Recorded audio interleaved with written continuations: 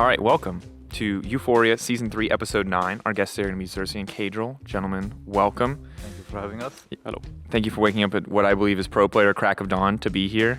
I know no one is ever excited to wake up before scrim starts, since you guys are usually up to, 3, 4 in the morning? Yeah, same as last night. So, through the power of caffeine, though, we're going to make it happen. This is, of course, a podcast that's available on SoundCloud, YouTube, iTunes, or Spotify. If you're listening on one of them and prefer something different, know that options are out there. If you're on YouTube, timestamps are in the description. And before we get into things, some bet updates. Yamato Dinner and Karaoke is this Sunday. The Froskurinn Quickshot tattoo bet is still on. I am going to get pied in the face later today, which we may edit into this episode or make separate content. Attila sang a love song for Upset. It's available on his Twitter. We'll put a link in the description below in case you missed it. It's a lovely medley, including Wonderwall. It was and Andre Gilhoto, whose name I've probably now butchered, played guitar for it. So it was really a coming together, a big effort. But gentlemen, we're here now, and it was an interesting week 8 of the LEC. And let's start with the positives for both of your respective teams. We'll start with you, Xerxe. You guys took down G2. I would say quite handily. Like, that did not look like that was. Yeah, it was a very one-sided game. Talk to me about that one from your perspective. What went down? Well, to be fair, I felt confident going to the series, but I still didn't quite believe that we're gonna take them down, because they're really insane, and even though they lost against us, I still think they're like the best team in Europe.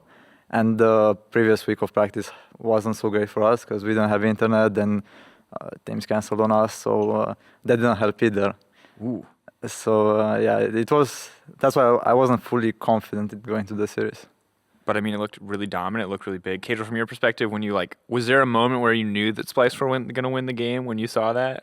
I mean, I think when Sivir got 6 items, I was kind of like, okay, this game looks pretty winnable. Splyce late game memes, are coming into my head. But I mean, I think Kobe plays really well that game. He was just cleaning up every fight pretty well, and 6 item Sivir is kind of hard to deal with. Yeah, I mean, pretty damn unstoppable. And regardless, now, some people, myself included, were very quick to put Splyce in C tier after the middle of the split. Shame. Yeah, and now you're contesting for second. Admittedly, a difficult head-to-head with Vitality, but overall, an excellent end of the season thus far. Still 2 games to come. On the opposite coin, Excel, notable UK underdogs. You guys smashed Schalke. Cassio bot lane. Obviously just incredible performance from your team. Caedrel, why now? Why did you smash them? Was this the full power of Excel finally showing through? I mean, we were kind of the same as Xerxe. Like, the week of scrims weren't that great. We had teams cancel on us, and we had a few hiccups here and there. But Mikyx, it was his first LCS game, and he was playing Thresh, which I think is his probably favorite champion. And him and Xerxe were just on the same page throughout the game. They knew where to be on the map, and they just played really, really well. And I just picked my Sejuani and followed them around, and if I see enemy, I kill enemy. I mean, that's pretty much what it felt like. The entire game was super, super aggressive. And it did look like everything came together. Obviously, some huge highlight reels from Special, some fantastic Zoe plays. But this was the one Excel game where it did feel like you weren't the end all. You and Expect were not the end all be all, which I thought was cool, which was like a nice change of pace. Yeah, it feels like we're coming more together as a team, which is good. Like, you can see the growth throughout the split, which is great. And if I have to lock in a dog champ to win, then I'll do it happily. So first pick that Sejuani, baby. You just lock it in. Follow people around. That's all it's going to be about. Next thing is interesting enough. It feels like there's a lot of teams very quickly falling from grace. Schalke being one of them. Misfits being the other. How do you guys feel about those teams right now? Because they obviously were... Misfits struggled at the start. They were coming back. Schalke were really good at the start, and now they're falling off of a cliff, like literally just straight down through the standings. Still technically in the run for playoffs. What are your thoughts right now, Xerxe, on kind of Schalke and Misfits' teams? On Schalke, at the beginning of the season, they were 7-2, right? Yeah. And I thought they were really great because every time I played them, they just demolished us, like schemes and stage. So I thought they would just keep going, because they look like the best team because they had really good team coordination. But then I don't really know what happened. Like, they just started losing game after game. So I guess their mental went a bit boom. And right now they finally got the win, which hopefully will help them because I think if they can pick up, their stuff and be just get back on the track, I think they can still be a really good team. And regarding Misfits, to be fair, like they have a lot of individual talent, but I feel like as a team they are never on the same page. So that's how I felt about them the whole split. Like they are good individually, but they never seem to play as a team. What do you think, Caedrel?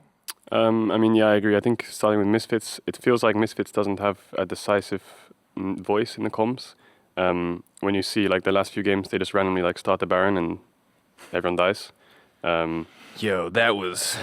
There was like no turning, no finishing, nothing was going on. I suppose maybe when Guerrilla's English gets a bit better, the communication will be better. I'm not sure how it's going there, but in regards to Schalke, I'm not sure what's going there either. Like when we faced him, especially, Upset got a penta, and I thought when he got this penta, then they might have a chance to win. And he looks like a really consistent carry for them. He never seems to be doing bad. And Odo Amne seems to be doing good as well, but I'm not sure what's going on in the team. Can we talk about that Misfits Baron for a second? Because it's like, is that just quick? And I don't want you guys to like throw too much shade out here if you're not comfortable throwing flame. But was that like hands down the worst call of the split? Because like to me, from an outside perspective, they had a year to pull off that Baron. Like that Sleepy Trouble Bubble came in. They were very clearly spotted, and they were like, no, guys, it's good. It's fine. We're going to keep going into the Cannon and the Jarvan. I mean, they had the Kalista, so maybe they thought that they can just do it with the Kalista, but I don't know. Like, they just started, and that was the moment. Like, they just kept going until either of the team dies, and that's what happened. Oh, my God. I mean, it was... I think hands down, from an outside perspective, definitely like absolutely miserable. Definitely a tough situation, but... It was really hard to look at it, like, yeah, because you see the enemy team coming towards them and you know they're just gonna die, but they keep doing it and you're like, oh God, they're all gonna die one day, and... Yeah. There was this, I think everyone, if you're a Misfits fan, was just like really hoping for a miracle at some point here. I kind of wish this was your game, though, Xerxe, if I was honest, just so that we could have gotten an MS Paint drawing of the Baron pit. Well, we wouldn't have been in that scenario because we are much better. No, I mean, I was going to say you're the team collapsing, not the team getting collapsed. I'm not wishing Misfits fate upon you, dude. Why would I say okay. That would be so harsh. Yeah, I was like, but yeah. Could you have given us an accurate paint depiction of that Baron pit moment? It's a really tough moment, and it's really heartbreaking as well. So I'm not too sure if I can recreate the moment. Yeah, it was a pretty emotional, difficult moment to capture. On the subject of MS Paint, before we get into our primary topics today, Caedrel, do you have any extra talents? I asked you this before. I know you have an interesting history as a gamer, which I found very exciting. Yeah, I played. I think my only talent is gaming, from what I've seen in my childhood. So, yeah, like Halo 2, Halo 3. That's where my first games I went pro in, and then World of Warcraft, and then League of Legends. Xerxe, did you ever play Halo 2 or Halo 3? No. Okay, so Halo 2 Yes, no is idea. one of my favorite, I would say one of the best shooters of all time, but it was also the most degenerate game ever because it was so utterly ridden with bugs that it became a necessity in competitive. Just imagine like basically a bug with Yasuo where you can just one-shot anyone the second you get into melee range. And that was like a core part of the competitive scene. Good old BXR. Really? Yeah, so it was amazing. It was a really good game, but also it was like really bad. You could like animation cancel like half of the animations in the game, and it's a first-person shooter, right? So, but that sounds fun for a viewer. it was sick. That was my first was esports pretty sick. experience. Yeah, And the best part is they can't hotfix it or update it because it's just a CD game. So it's perfect. we lived in the glory days back when people couldn't fix games. That was peak gaming. Makes me miss release Zinzao, release LeBlanc, things like that. I don't miss the Kassadin though. The perma-ban Kassadin Oh my in what, season 3, season 4? That could one-shot you. I mean, I feel like Kassadin, like anytime Kassadin's even remotely good, he's perma-ban worthy. Because they had to keep, like, this champion never shows up and they still have to nerf him for solo queue. Yeah, I mean, the champion is weird because like in solo queue, it's so easy to get fed, to be fair as any champion. Like if you are good, you can get fed with any champion. And the champion like scale is insanely good, so that makes it even harder for the enemy team to do something against it. Final follow-up question, Caedrel, on your Halo 2 experience. Is there any transferable Halo skills from League of Legends that you feel like you kept? I think, well, it was in Halo 3 I had a team, so I guess I learned to be a team player, but I was only like 14, so I can hardly remember it. But I guess no, not really. Were you toxic in Xbox Live voice comms? Yes. As per usual, as per everyone is. It's a legacy. It's something you have to pass on. All right. So as you guys are both new, I wanted to kick off with something a little bit out of the ordinary. This name has a game. I don't know what, or this game has a name. I don't know what the game's name is, but I'm just going to explain it. And if you're listening in podcast land, this one is going to be potentially better appreciated as video, but still appreciable. Oh man, I'm struggling. As audio only. But basically, I have printed out player names on sheets of paper. I'll show you to your camera. We'll show this camera to you. Oh my God, there's so many. And what's going to happen is we're going to take turns holding player names up on our foreheads. Hopefully blind. If you see it, be honest. Like just pass it on. We'll get you a new one. And then the other people have to try to give you hints to help you guess that player. Now, you can't say that player's role. You can't say that player's team. And you can't say that player's real name or variation of their screen names, right? Okay. So, which one of you would like to go first is my first question. And if you're struggling with this, I don't really know a good way to explain this. So you will see if you are in video and or podcast land. If you're in podcast land, see if you can guess based on the audio hints before they get them. And if you're in video land, just enjoy the comedy of trying to get these guys to guess professional players. You guys are either going to be really insane at this or it's going to be impossible. And I'm actually not sure what the answer is going to be. Who wants? Yeah? I can start. You'll start? All right. So do I just close my eyes and you? Yeah, I'm gonna you close your eyes. Caedrel, Okay. pass him this one. You can see it. Doesn't matter if you see it. Now just hold it up to his forehead. All right. And You hold it. You hold it. Xerxe. Now turn to face the camera. All right. Now we need to give him hints. You wanna go first? Very expressive face. Whipple? Yes. How did you get that? Yes, you put that. That's a point for you. I don't know how we're scoring this, but that's the all. most expressive player. So I mean, I it, suppose. was, That's cool. it was easy. All right, was Caedrel, clean. hold on. I'm gonna hand you one. You keep your eyes closed. We'll figure this out. I'm gonna try it. Okay. All right. Hold on. It's like that. Put your hand up to your head. All right. I gave a hint the last time. I feel like you have something in mind. I feel like I have an idea. Yeah. Tongue. Tongue. Tongue. Tongue. Tongue is the hint. Tongue. Tom Kench. Tom Kench. Norskrin. No. What support would we? What support would we reference? Kiss. Kiss. Kiss. Jack Troll. Yeah, there you go. I said support. I shouldn't have said support. I thought for sure. Sorry, but you'd we're get it not on supposed to tongue. say champions, are we? Yeah, no, champions I think are fine. You Okay. can't say role player name. You can Okay. definitely say Team. champions. Yeah. Okay. Maybe I said that at the start and I messed it up, but I feel like you should be able to say champions. Okay, I guess it's fine, yeah. Hell yeah. All right, I'm going to get one. Is this the right way up? Yep. Yeah. Okay.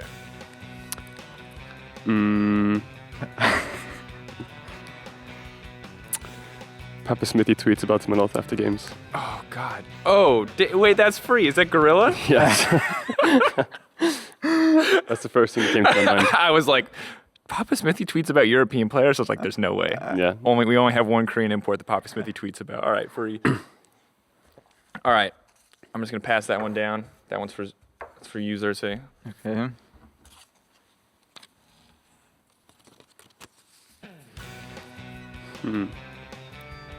Ooh. Do you want to go? I feel like I can. I mean, there's the things I'm thinking of are too obvious, I think. Yeah, well, ooh, okay. All right. Missed every cue is Lee Sin. Naxlo?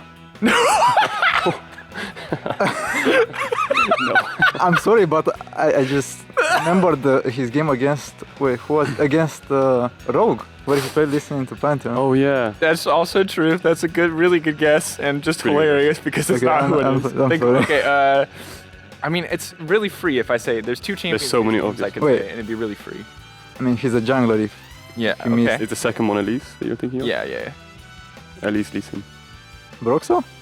Oh, Elise, Lee Sin, Good Karthus. guess as well. Oh, yeah, Karthus. Oh, of course. Jankos. There you go. Karthus, yeah. Shout out to Max Lord. If you're watching. Well, to be fair, after I saw his listen performance against Rogue, I was like, okay, I'm gonna pick up this champion and I'm pretty sure I can play it better. And then I played it against Rogue and I got the win. So Brutal. All right, put that on your head. We'll do one more round. Right way up? No, it's totally upside down. Flip it over. You got it. All right, face the camera. Give him the show. All right. How do you do this one? I mean, Most of them are just- champions are really easy, right? Like, Yeah, champions are really free. And his nicknames, like, it's just gonna be obvious. Haha. Haha. Haha is your hint. Mario. It's a, That. oh, it's Shizuke. There you go. Mario. I got that one. Was it Mario? I feel like it's too free. Yeah, you got The it. first thing that came to my mind when you said haha was Nunubot. So I was thinking of cold. All right, boys. Is it the right way up? No, it's definitely not. Wait, Wait, it's blank. it's blank. Did not do a good job cutting these out. Okay, wait, hold on. The best part is if you're in podcast, you just have no idea how much I'm struggling with this paper right now. Upside down. Upside down. Yeah. I'm not too sure. He has a very nice beard. Ooh. Cabochard? No. Oh, Nuke Duck. No. Max Lore? Yeah. Nice beard is like the freest process of elimination ever because there's like 5 nice Yeah. beards. Everything else was pretty obvious as well. So that was your That was my- ranking. that was my like, final That was one. the tier list of beers. That was, yeah, it was pretty much. That was actually like a subconscious tier list. That was a subconscious tier list. Although to be fair, Nuke Duck is very 50-50. Cabo always looks fresh. Nuke Duck is like he's either like got the beard oil in and he's looking fresh or he's looking like mad homeless. There's like peak Nuke Duck where he like looks really good, or then there's like we pulled him out of the alley. He said he could play League of Legends. We're gonna put him on stage, Nuke Duck. So that Nuke Duck, I don't want to say is always ahead of Max Lord, but maybe sometimes.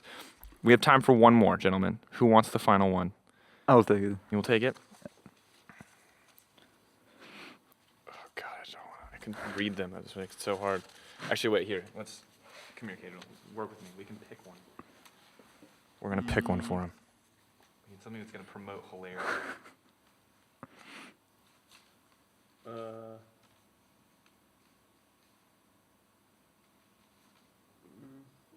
I'm not sure which one's funny. Oh man, Yeah, we can do that one. I'm scared.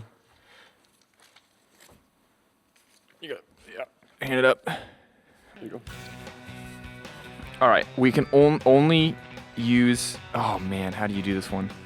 As our producer Phil suggested, only using sounds, no description for the last one. But I feel like there... No Only champion sound. names. No champion names. No champion names? No champion names. Okay. There was one that popped to mind from last weekend's game. Oh, yeah, for sure. Yeah. For sure. Mm, Come on. Give me a hint. I was thinking of what we were talking about earlier as well, but that makes it too obvious. Yeah. Dog champ. Mm. Dog champ? Dog champ. Close. Ooh. Close? Close. It has to be a top laner. Because only top laners use the... All right, what other hints can we get in here? What other hints can we get in here? Some junglers too, but mostly top, yeah. Really sad about playing dog champs. Odonna. There you Yes. go. Yes. I was thinking of the backflip thing.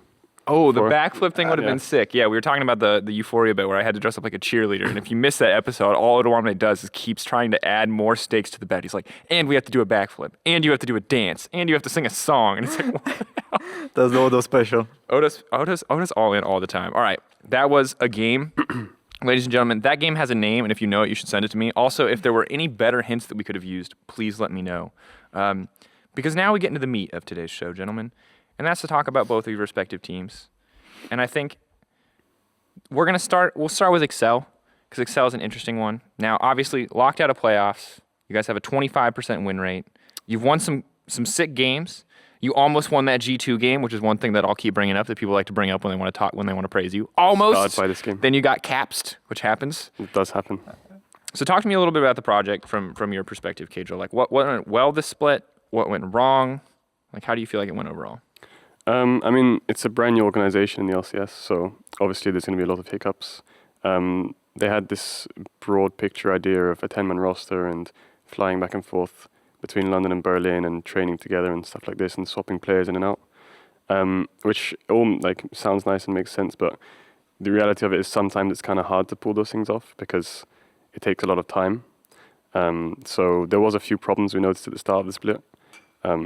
For example, we were supposed to be living in London and then flying back on the weekends, but that didn't happen, so we're staying in Berlin permanently now. But the ideas are good, and I think that in summer split, some of the ideas will start to shine. But you can see that throughout this split, the 10-man roster has somewhat worked. There's been 2 changes, I think, this split. And it's been going pretty well with the changes. Like, the 10-man roster is working, and the good thing about the academy team is they're growing quite quickly.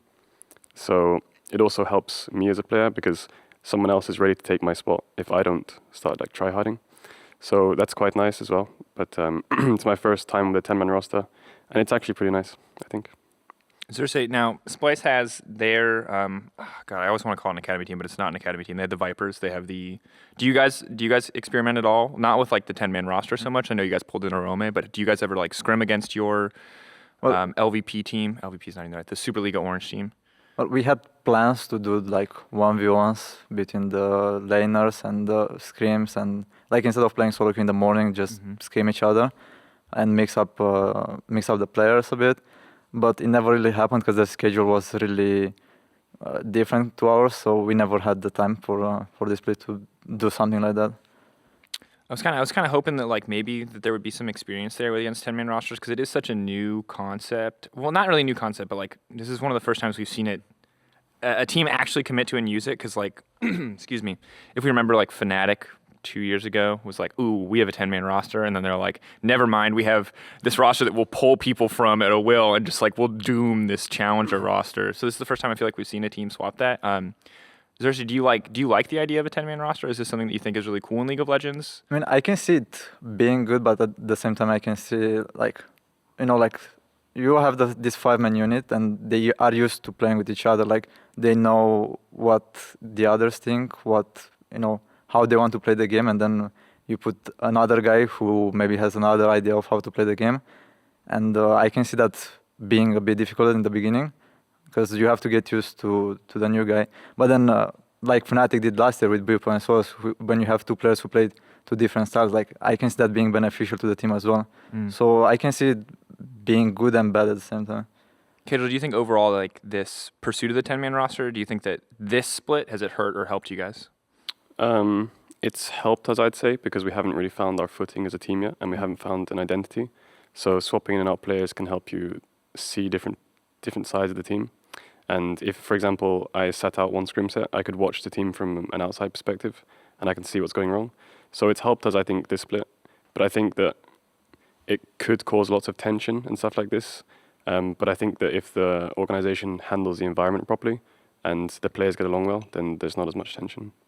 You've worked in a couple different environments now, Caedrel. I mean, H2K was the last experience where you were obviously swapped in and out pretty repeatedly over it was kind of the struggle of a final year there for H2K. How do you think that this environment compares to that environment that you were on H2K? Well, when I joined H2K in summer, they were already 0-10, so they were kind of locked out of playoffs already. But I was really friendly with all the players. Like, they were close friends of mine, like Sheriff and Sprattle and Selfie and Smithy, of course. And I got along really well with them. So when I got to the house, I mean, the atmosphere wasn't great because they were essentially playing for nothing, but they still wanted to win. So when it came to game days, it was actually kind of fine. Like, everyone was really positive and the environment was really good. But obviously here, the atmosphere is still really good as well, even though we're out of playoffs, because everyone's really hopeful for Summer Split, and that's what everyone's working towards. Yeah, and I mean, I hope that this project continues to improve because I think that like this. I ultimately don't know if like 10-man rosters are the right choice for the future for Year of Law, but it's like cool, right? Like I think conceptually it's cool and like the values are cool. Like I loved the period of time where we had, sister teams in Korea and it was Samsung Blue screaming Samsung White. As an idea, it's pretty cool. Yeah. I mean, will it work? We'll find out, but you guys have obviously been improving over the course of the split.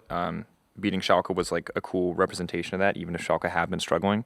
From an outside perspective, Xerxe, what is your take on the Excel split overall? Like, was there anything that you thought that they did really well? Was there anything that you thought like kind of held them back? What are your thoughts? Well, at the first weeks, I didn't really have an opinion. I just thought that they're kind of bad. Sorry. But then as the split went on, I realized that Caedrel and Expect have really good synergy, and that to me they were the carries of the team. And then they just started picking up some wins, and I realized they actually have, they have potential, and it might be a bit too late into the season for them to get back. But I can definitely see them being a threat in the summer split.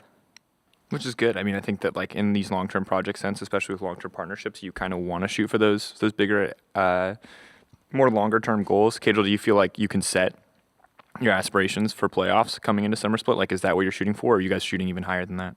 Individually, I'm shooting for like top 4, which is kind of hard to reach. But I think in summer split we can definitely make playoffs. I think that's something very realistic for us. I think that we're growing every day and we can see the results. I think that this split has been more of a learning curve, both for the players and the organization, because we have Xerxe, the rookie, and the first couple of weeks he felt kind of shaky, but now he's getting really comfortable on stage, and I can start to see his play like developing, and he's getting really, really good. Also, we have like Mikyx, who's a rookie, Special, who's a rookie. So essentially, last weekend we kind of played with 3 rookies, and even myself, right? I haven't played a full split of LCS, so it's kind of like 4 rookies in one split. So, I mean, by summer, I think everyone's confidence will be really high, motivation will be really high, and I'm just excited to see what this roster can bring when we have something to play for, right? Are you confident in those ceilings, those skill ceilings? Because like these are names that I think that people haven't seen. Like we've seen one really good game from you guys in the Schalke game where like your bot side of the map dominated. You and Expector kind of have had really good performances across a lot of the games this split, but for your bot lane, it hasn't been as consistent in your mid lane, obviously swapping out halfway through the season. Do you have a lot of confidence where Special and Xerxe can end up in terms of like where they rank in the mid lane and AD carry tier lists? I mean, from my perspective in scrims individually, their laning phases are really strong in scrims, and they're really solid players, and I can trust them really well. Just translating that to stage is a lot more difficult. But I think on stage they've been playing pretty well as well. I think that the losses that we've suffered with Special and Xerxe hasn't really been their fault. Sometimes it was just team, like coordination wasn't there, and it felt like we lacked a lot of synergy. I felt like the only ones in the team which had synergy was me and Expect, and then we played our game, and then we came together with the rest of the team later. But the last few weeks I felt good. Like the win versus SK was really good. We played a lot more like a team. The win versus Schalke was a lot more team orientated, and I think we're getting better and better. Yeah, and I think some of that shows through, and I think some of that's going to have to be proven when it comes to summer split, but I'm excited. Obviously, off-season is a time for a lot of changes, and the nice thing about spring and summer is that there's usually a lot less roster swaps, so teams get a lot more established, a lot more comfortable. Schalke, obviously, very much one of those success stories from last year where they were down and out, and they managed to come back. Hopefully you get that story rather than, like the Misfit story here, where they're maybe scraping into playoffs. As a final question to cap off our quick dive into Excel, I want Xerxe to hit this one first, and then Caedrel, you're going to follow up because this is absolutely the meme question, but the people need to know. Xerxe, let's say your coach tells you you're going to play Urgot jungle in a game.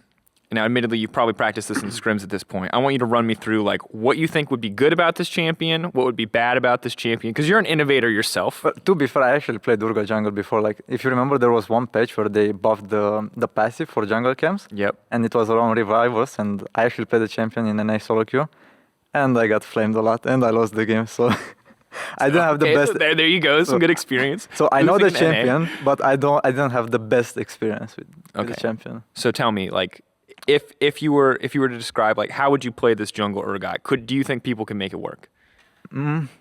At the moment, no.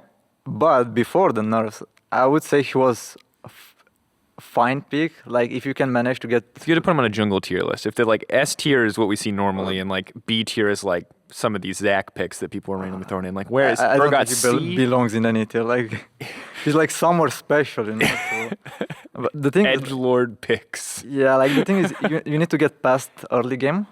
Like you need to get to level 6. And when I used to play the champion, I played with Praise the Attack. But now, I guess the spellbook makes sense because you have the Res Might and the Ignite and the Ult. Like there is no way anybody's going to contest your level 6 in the river. So it makes sense if you can survive the early game. Caedrel, talk to me about you were the brilliant mastermind behind Urgot jungle on the LEC stage. Was this always planned? Like when you locked in that Urgot on stage, were you like going in knowing that this was going to be a jungle pick, or were you holding on to it as a flex until the last minute? Well, the Urgot jungle had so many benefits. We started scrimming it in December. We started playing it. Like this is way before the nerfs, and we had a lot of success with it. I'd say like we play it normally on red side when like you first rotated Urgot, and then they think, oh, it's Urgot top, let's pick Victor. And then what we do, we just put Urgot jungle and then pick like an Irelia. and then we'd have like a strong dominant top side. But our win rate in scrims on Urgot was probably like 80%. I'm not even kidding. Like we had like maybe 12 games of Urgot, and I think it was our most successful jungle pick. I think the champs, like once you have Spellbook, it becomes really diverse as a champ. Like as long as you can get to level 6, and at level 6 you can just 1v1 anyone. And even when it comes to mid game, right, I can just run bot lane with Ghost and then just like kill their top laner, and then it's like, oh, they started Nash. I'll just swap the TP and just TP to Nash, and then there was so many different ways you could play it, and it just felt like a really solid pick if you could flex it. Obviously, in the end, it struggled a little bit in that game. We saw it more of a scrim pick than a stage pick. It looked like in the end. Are you going to be the kind of guy that innovates now? Because my boy Xerxe over here, she's on Splyce now, and he's not allowed to have fun. He plays only S-tier meta picks, maybe an A-tier meta pick every once in a while. Is this the identity that you want to establish for yourself? Are you going to be the weird jungle picks guy? No, I'm going to be more like a solid jungle pick and some carry junglers where I can get it if my coaches allow me. But I felt like Urgot was kind of a carry jungler. It was something I was working on for like months, and I was like, okay, I'll finally get played on stage one day, and then the day wasn't coming, and then the day finally came, and it all went to hell. So that kind of sucked. I saw Yorick, I was like, dang, this is the fleck. Yorick jungle, it's gonna be great. And then it was Urgot, and I was like, oh no, please. Yeah.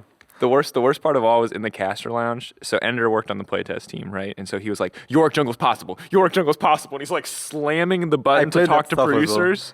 He's like trying to explain. He's like just yelling a million miles per minute, trying to explain how Yorick jungle will work. And then you swap it into your jungle. And he's like, oh no, they're doomed.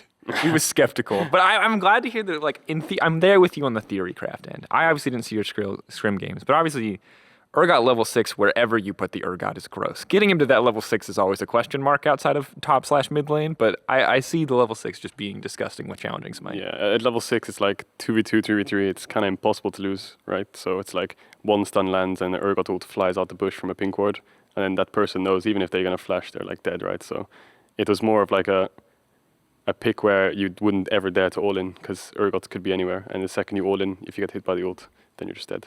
The fear of Urgot.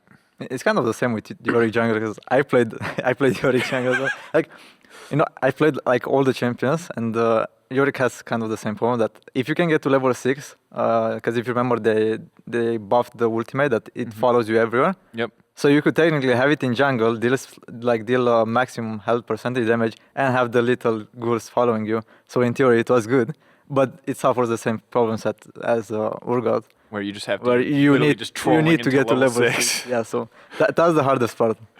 I like that you know, though, and that gives us a chance now to talk about Splyce. Thank you again, Caedrel, for like shedding some light on like what went well in the Excel organization, and kind of, I think, setting high expectations but good expectations for the split coming in. And we'll keep an eye specifically on you. Top 4, is that? And just to clarify, is that you as a jungler or your team as a whole? Both. I hope so. You want to be top 4 in both? Got it. That's easy. Now we have that to hold on to until the end of time. You, my friend, on the other hand, there's playing on Splyce. Now, before we get into kind of the perception of your team, which I think has been, let's say, mixed publicly. A lot of people strong opinions either way. Let's talk a little bit about you as an innovative jungler, because we haven't gotten to see that side of you. Do you miss that? Do you miss the innovative jungle picks? I understand, of course, you want it like coaches. I'm not trying to flame Duke and the team. Like, you want to put the guy on the best champion you can put him on. But when is that best champion going to be something weird? That's all I want to know from an outside perspective. I mean, I still come up with new ideas, because if you remember last year in the Spring Split, I'm the one who brought the Trundle pick. I'm aware. We bring it up every time it shows up on international stage. So it's like the #1 EU caster flex. Anytime a Korean jungler picks it, we're like, we made this. We're better than you slightly, NA. Like, hold on to that one until we die. So like, I still come up with the creative picks, but I used to get flamed a lot in the past for not being able to play the meta. And that made me reluctant a bit to come up with new ideas, because I always had this mentality that I can challenge the meta and come up with better picks that can be better than the actual meta picks. And after getting flamed, I kind of wanted to prove everyone that I can play with the meta picks, but I can come up with new creative picks as well. And that's what I've been working the past year, because I've recently picked up Lee Sin as well. And right now I like to believe that I can play all the champions. Caedrel, you have to play solo queue against this guy sometimes. Is there any particular Xerxe special that like just hard tilts you that you just like never want to see? That's just some like weird something in your solo queue games. I mean, every game you're against him, he's either like in solo queue mostly playing like Ivern and Kayn and stuff like this, and Karthus, but the number one thing he's playing is Sylas jungle, and he's somehow convinced everyone to start playing it as well. And every game, when I see like a Sylas on the enemy team, I'm like, that's probably Xerxe. Just confirming that this is on your like actual your name account. This isn't on a private account, right? We're not leaking. You. No, I have my main account which is named Holy Rabies, and basically on that champion I have like 70 games of Sylas as my most played champion, and then my second most played champion is Kayn with 14 games. So the difference is like 50 games or so. But you're combating the perception that you can't play meta, right? I mean, in solo queue, like I like to have fun in a way, so I played the fun champions, and that's why I have so much Sylas games. Because like I have so much fun on the champion, because you can find like new combos and you get to steal new walls every single game. So that's what makes it so fun. I'm gonna give a freebie pitch to the Splyce content team. Make a Sylas jungle guide featuring Xerxe. That would be hype. People would want to see that because I hate playing normal junglers. I was a Kayn one trick all of last year, so I definitely loved losing games at 5 minutes when the enemy jungler could actually do something and I couldn't. But it was still a good time. Focusing in on the team, Splyce. Before we jump into your perspective of Splyce, Caedrel, I want to see if you share what I feel is the outside perspective. So from my perspective, Splyce has always been considered this slow team. They've been considered this team where like no one player really like stands out, right? Like it's like when the team is doing well, it's usually a team thing. For a while, it was like Kabi as a whole. And like a lot of people just generally count Splyce out. And as an example, me and the Vitality boys made this 2 weeks ago, I think now, where we put Splyce in C tier. Now, at the time, admittedly, you guys were near the top of the standings. The expectation was that you would fall and you would continue to fall. Now, you have proven that wrong. You had a fantastic win against G2. But, Caedrel, do you feel like some of these perspectives where, like, Splyce is this slow team, Splyce is this, like, team that's, like, hard to put faith in, do you feel like that's justified? Or do you feel like there's, like, is the community, or is, like, this negative perception of Splyce unfair? Like, what's your thoughts?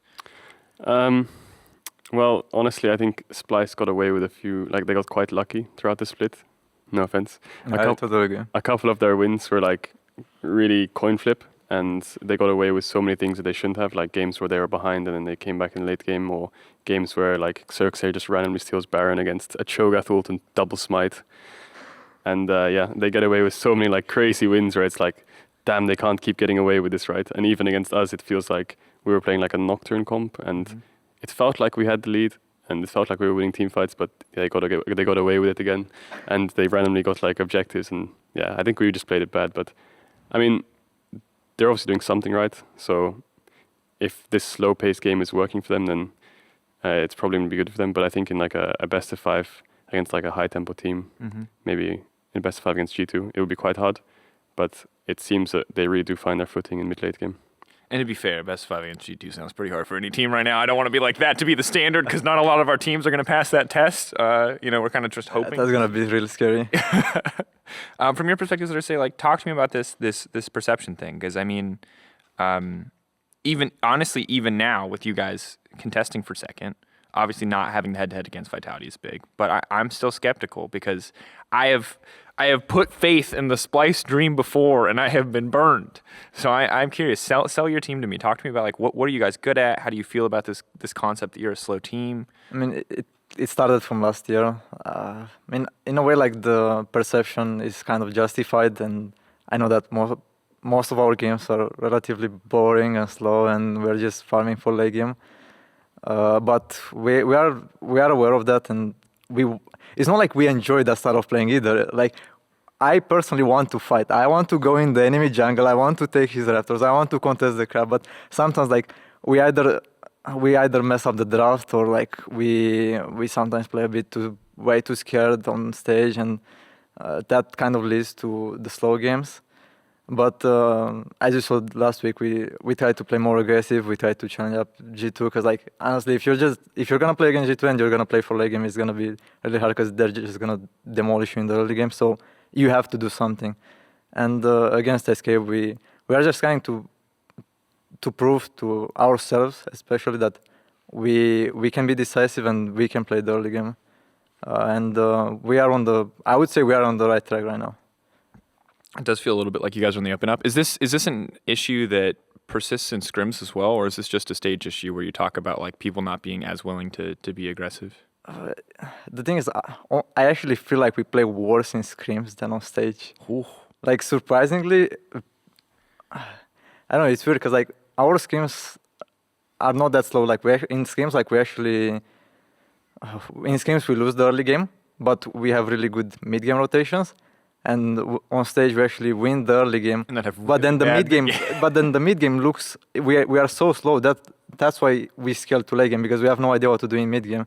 So that's the problem we are facing right now. Caedrel, the mid game thing shows up a lot when you look at Splyce mid game. Is there like any one thing you like? If you're, let's say, Coach Caedrel, for like a week. I don't know. I'm just making up a situation where you need to have an answer for this. But is there anything in the mid game that you see that's like super off, or like anything that like seems like it's holding them back, or is it just like player decision making? It's probably just as a team. I think it's hard to judge their mid game because I haven't watched most of their games, but I feel like their mid game, if they're faltering in mid game, it's kind of the same as us. Like our mid game is also really bad. But I think what I noticed against Splyce is a weakness. Not a weakness, but like a point that you can target is just like hard forcing on their mid laner. I feel like just going on Humanoid over and over and just forcing on him felt like for us it was quite successful. So I think that this might be a weak spot on the mid game if he's playing over side or something. But other than that, I guess the mid game just comes from a team sort of perspective. And in your eyes, like where do you see the team in terms of development? Xerxe, in response, like, do you feel like Humanoid's like 70% of the way there, 80% of the way there? Like, how close do you think he is to being like peak Humanoid, let's say?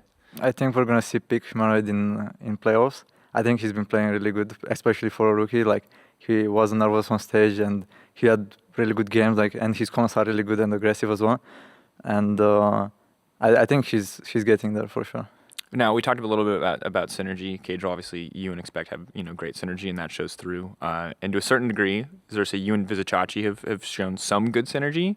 How do you feel like you're building some of that with Humanoid as well, or is that coming a little bit slower? It is a bit slow. It's definitely slower than with Chachi, but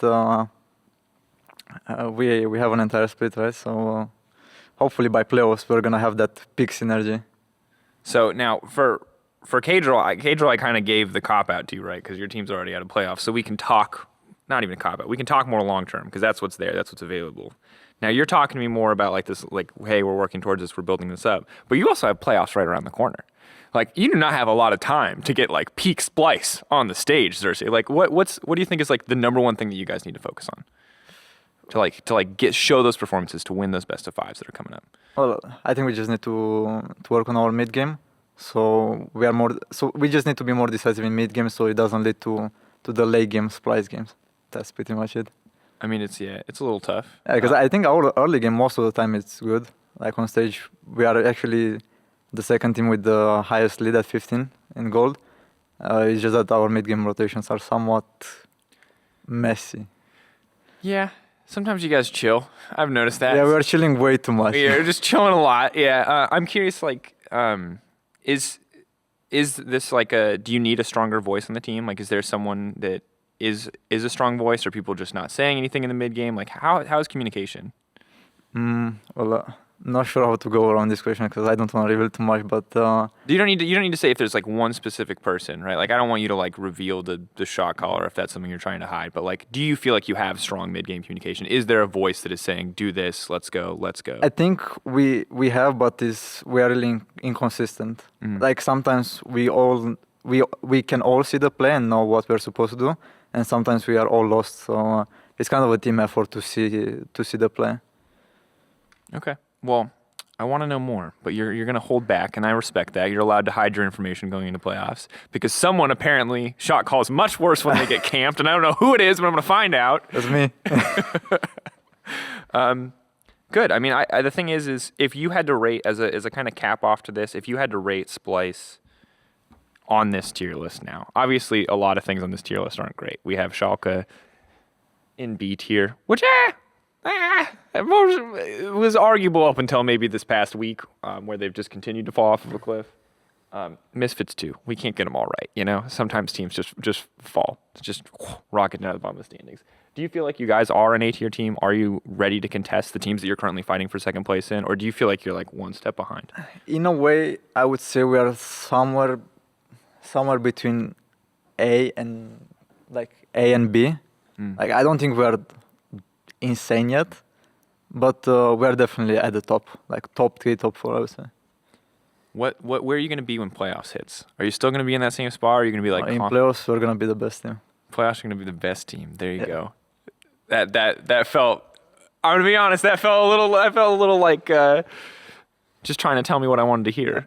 No, that's what I believe. That's what you believe? All right, man. I'm going to hold you to that. We're going to be the best team in playoffs. Well, that's exciting. Now, playoff predictions are exciting. I just keep saying the word exciting. Don't ask me why. It's my crutch word of the day. There is currently 4 teams qualified for playoffs, which I had written down somewhere. All right, let's go. So, G2, Origin, Vitality, and Splyce. Now, there's 4 teams battling it out, which is Schalke, Misfits, Fnatic, SK. Almost forgot about SK. So I'm curious from your guys' perspective. Caedrel, we'll go to you because we just talked about Xerxe a bunch. Who's getting in? Who's not getting in? That's what I want to know. It's so hard to say. I think the one I would put most of my money on is probably Fnatic. I think they're probably going to make it. They're looking really good. Keep in mind, though, their schedule is, they do have to play G2 and Splyce, so I would say harder schedule. I didn't know that one. Yeah, they are a win up, though. They're pretty comfortably at 9 wins right now. They're 9-7, so they do have definitely an edge in the score line, but the schedule is not great. Okay, well, that does sound pretty rough, but I still think I think Fnatic probably will make it. The first half of the split was pretty bad from them, but they've really picked it up. I don't know what their win ratio is in the second half of the split, but it's probably pretty high.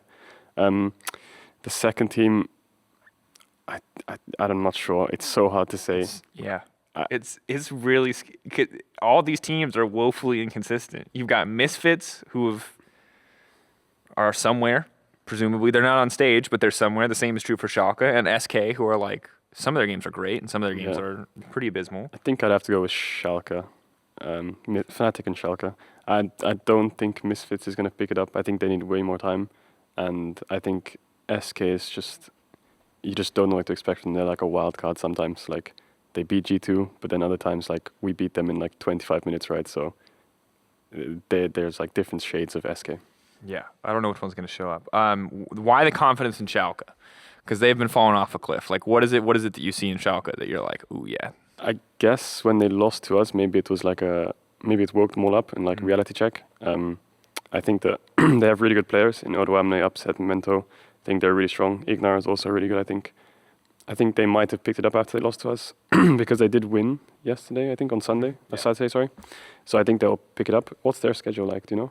Their schedule is, they play Rogue, which will definitely support them. Sorry, Rogue. And they play OG. So it's a mixed bag as far as schedule goes. Okay, I'll stick with Schalke. I think Schalke Fnatic.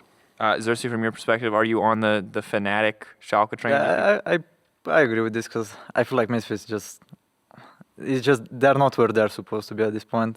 And I agree with SK being really inconsistent. Like, if you thought Splyce is inconsistent, I feel like SK is on another level of inconsistency. So I will go with Schalke Fnatic. All right. I mean, that feels a lot more clean cut than I expected it to be. As a reminder, in case you guys want to change and support SK, they do play Rogue first day. Okay, they play Vitality second day. Never mind. I thought we were going to have like a nice, consistent, like, ooh, maybe the schedule is good there. And as a reminder for anyone watching, Misfits play Splyce. And why can't I find Misfits again? G2. Okay, tough schedule. Are you in a 2-0 this week, Xerxe? You guys play... why is this so hard? You guys play Misfits and Fnatic this week. Well, I'm not worried about the Misfit series. Yeah. But I think the Fnatic game is the last game of the season, so I'm hoping for an exciting game. I'm hoping we can get the win, but as long as it's a good game and it's exciting, that's all that matters. Caedrel, if you could pick any jungle matchup to watch in the final game of the split, ignore the rest of the draft. Assume that whatever the draft is makes sense for the jungle champion. What jungle matchup would you want to see in this meta? Lee Sin versus Kha'Zix. I think this is the funnest matchup to play because either side can win. Just depends which one's more skilled. So I'd like to see this one. That's so high. Why don't we see Lee Sin and Kha'Zix ever? I mean, we don't see Kha'Zix ever. I mean, I personally don't think Kha'Zix is in a really good spot right now. And Lee Sin feels a bit situational, like depends on the enemy team comp. So that's why we don't really see these champions. How do you both feel right now about the state of jungle? I want to get to tour questions in a minute here, so I don't want to stay here for too long. Just a few minutes on this one. But obviously, fatty nerfs to jungle XP. Riot Games was really not a fan of solo queue junglers taking over games at like level 2 and never stopping. How do you feel right now? Do you feel like you're in a good spot to play these like super impactful carry junglers, or does it feel like you either get to play Sejuani, Lee Sin, Jarvan, or you get to play like farm for 6 junglers, Nocturne, Karthus, etc.? Well, since the nerfs to the experience, we've seen junglers like do the pathing where you do red buff into Krags into Raptors. For level And 3, like yeah. the reason why Krags are so important right now is because of the experience changes.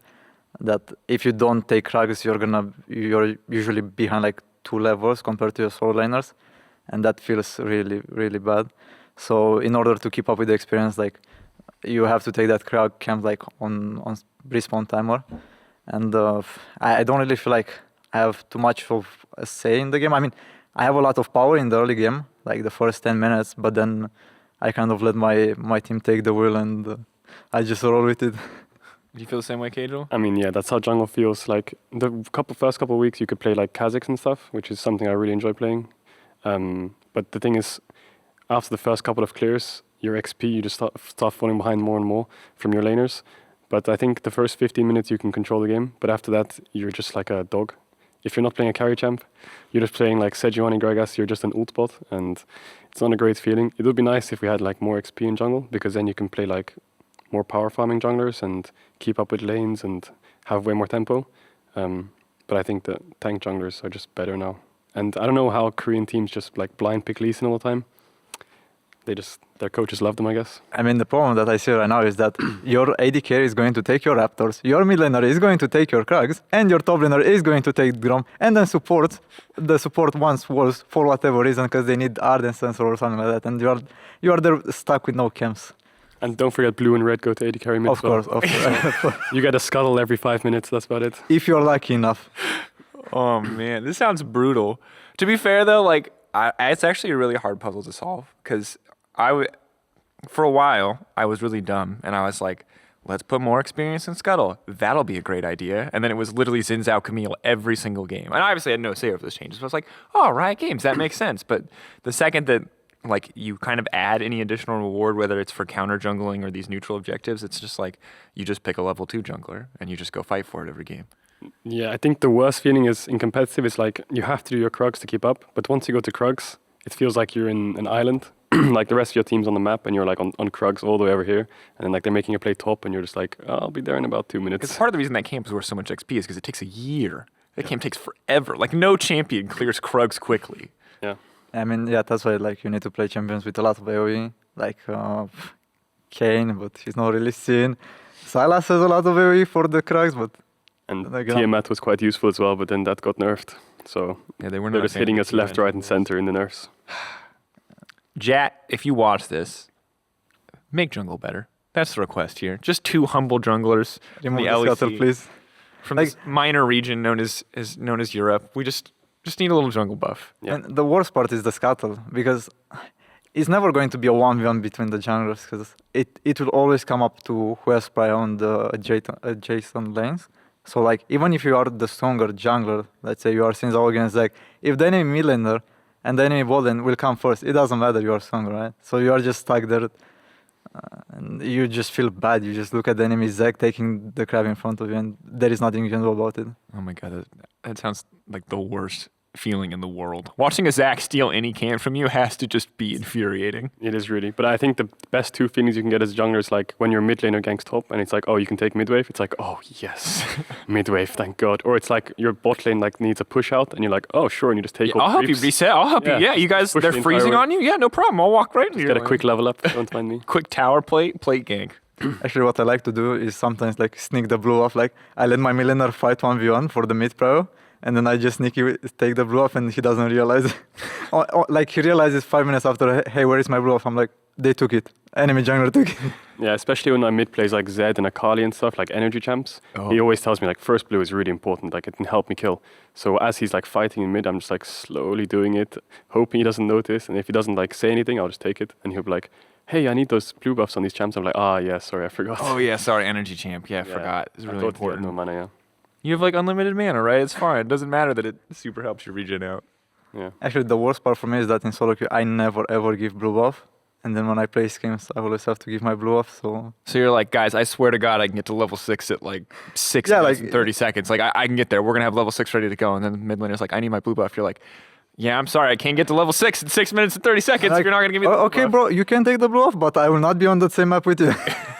I'm gonna be farming those If you guys. take blue, I go to Krugs. I don't exist for another 30 seconds. That's your choice. That's my deal. I feel like it is a barter. I feel like there was a point where the role was so powerful that you could just do whatever you wanted and you could give any camps away you wanted, and now you're at the point where your team has to choose. They can choose that they get your buffs and they can take your camps, but you're going to be living on Krugs for the rest of the game and you won't participate, or they can have a jungler.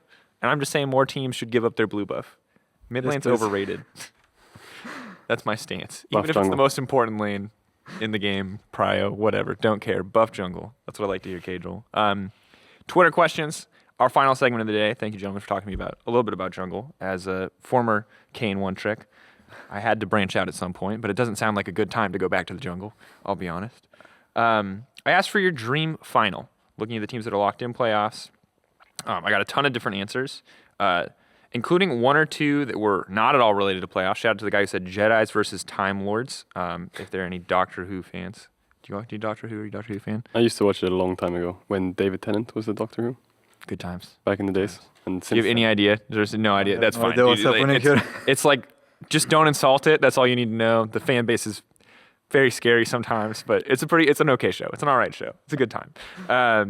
And of course, the people who said Rogue versus XL final, because yeah, I don't know why you said that, but shout outs for the BM. But of course, we did get a few more answers as well. Lucas Prandstetter at Famous Old Spice said, I'll go for Splyce versus Vitality as my dream final. Both teams get underrated again and again. Vitality's always rated one tier below the top, no matter how good they are. Splyce might be the cleanest team right now, and people still see them as playoff gatekeepers. One of them could break out of that then. So tell me about the Splyce versus Vitality final. Caedrel, actually, mix up. Caedrel, who wins Splyce versus Vitality in the final? And what's the score? It's definitely going to go to 5 games. Yeah. We already played Yeah, Vitality, to be fair. In the 3rd place match, right? Yeah, and we won again. You did win. You won That was a 3-2. while ago. Yeah. I think Splyce will win 3-2. You think Splyce won 3-2? Yeah. To be fair, Jizuke was hard struggling that series. I mean, that's not my problem, is it? I was playing the same game. All right, that's fair. And then next one comes from at Splyce/Rogue Brackwin at Brackwin. Dream final is Splyce. I got 2 Splyce ones. I didn't do this intentionally. Whoa. Splyce versus G2, Kabi versus Perks 3 years later. Do you remember the Splyce versus G2 final last time it happened? Was that the one where Splyce was like 9th place spring and then they went to Worlds in summer? Yeah, then they went to Worlds in summer. Yeah, I remember that. Yeah, they like Senkux got a quadra kill in spring, and that was the only thing that people remember. And they like barely survived relegations, and then they came back and they had a good split overall. That was like the pretty much all Danish lineup with Mickey being the exception. Worked out pretty well. I don't know how I feel about the Kabi versus Perks. Do you think that's like a rivalry that Kabi cares about at all? I'm not too sure about it, to be fair. So I really don't know. Do you want to beat G2? You've played G2 in a final as well. Yeah, I mean, I would like to take the win, but You told me you're gonna be like the best team by playoffs. yeah, but when it comes to playoffs, I will be confident. We are not in playoffs yet, so like you're still scared of G2. Yeah, I'm still chilling. But when it comes when playoffs will arrive, then I'll be full I confident. mean, that's fair. They're still pretty scary, even if they've been kind of running it down in some of these games. Last one at Hellbird at Torado Copy. You guys have really complicated names. Dream Final would involve 0 Summoner's Rift whatsoever. All teams must instead submit 1 member to participate in Arts and Crafts Corner. I understand this gives an unfair advantage to Xerxe specifically, but I need it. Can Splyce win the Arts and Crafts Fair Corner? Do you think your paint skills are enough to carry? No. Let's see. It's the like- confidence. yeah, where's the confidence in the arts and crafts corner? You know, like I still can't believe how many people like my drawings because like they are so. Because let's see. Because in other playoffs contender, you have Hans Sama, who might get knocked out. That could be an easy boon to the arts and crafts corner. You have Maxler, who plays piano. That's like 2 people gone if Misfits can't make it. Is there anyone with arts and crafts skills on your team? No, No artists? maybe not. Okay. I'm just trying to think if there's anyone else who can contest you. So I guess I just auto win because I have no competition. You might auto win because you have no competition. Perks was playing an instrument, wasn't he? Oh, Perks is actually insane at guitar. That'd be Oh, tough. man. He plays some sick, I think, Spanish guitar is his thing. Don't think I can compete against that. Your MS Paint drawings are pretty good. Yeah. Can we get the full committal to the MS Paint drawing for the promo of this episode, if you have time? Yes, I will definitely work on it. Nice. That's what I like to hear. I don't know when it will be done, but I promise I'll work on it. I like it. Now the final thing is bets, which I almost forgot, but our wonderful producer Phil reminded me. Now we planned a bet in advance, and it's about who is going to get second place. Now currently 3 teams are fighting for it. Splyce, Vitality, OG. Xerxe, would it be safe to say that you would predict that Splyce will get second? I mean, the only problem with that is that we are 0-2 against Vitality. So in order for us to get second, Vitality would have to lose 1 game, right? And Yeah. then us to win like the next 2 games. Lucky for you, they face us next week, so they are gonna lose. Okay, then we will get second place. Okay. Caedrel, we got a Splyce prediction. You get now you're second. You get I will give you Vitality or You're OG. taking the last one? I will take the last one. I will take it. I'm gonna go with OG. All right. Is that who you're gonna go for? I was gonna go for OG. Okay, thank you. All right, Vitality it is. They haven't done me wrong yet. I did win a bet predicting OG versus Vitality the week Saken came in, so it's probably fair that I predict Vitality when they have full strength lineup. Stakes, ladies and gentlemen, you might remember the Wadid Spicy Ramen bet. We're gonna hit it again, but this time full series review of one of the quarterfinals. We've confirmed that our boy Caedrel will still be in town, so this is going to be happening. So there will be one winner, obviously, for the second place, and the 2 losers will have to eat the spiciest thing we can find.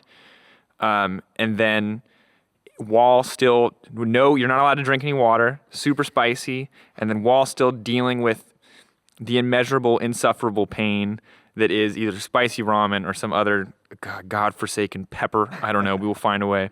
You will have to give us a detailed analytical breakdown of every game in the series. And my only restriction is each game has to be at least 45 seconds.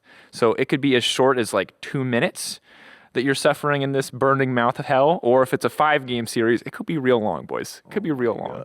The struggle will be real. I'm done. Okay, there it is. Ladies and gentlemen, this has been episode 9 featuring Xerxe and Caedrel. We're going to come up with a buff jungle. Please buff jungle. Rito, please buff jungle. That's my pitch for the title. It's not eloquent, but it really gets the point across to anyone reading or watching. Thank you so much for watching. Of course, we have more bets that are going to get resolved in the future. And and we also have a special playoff episode coming up next week, maybe the week after? Next week. So stay tuned for more info. I don't want to overpromise because we still have to get people to commit, but we might have a super duper Euphoria special next week. So be excited for that. Otherwise, thanks so much for watching, and we'll see you next time.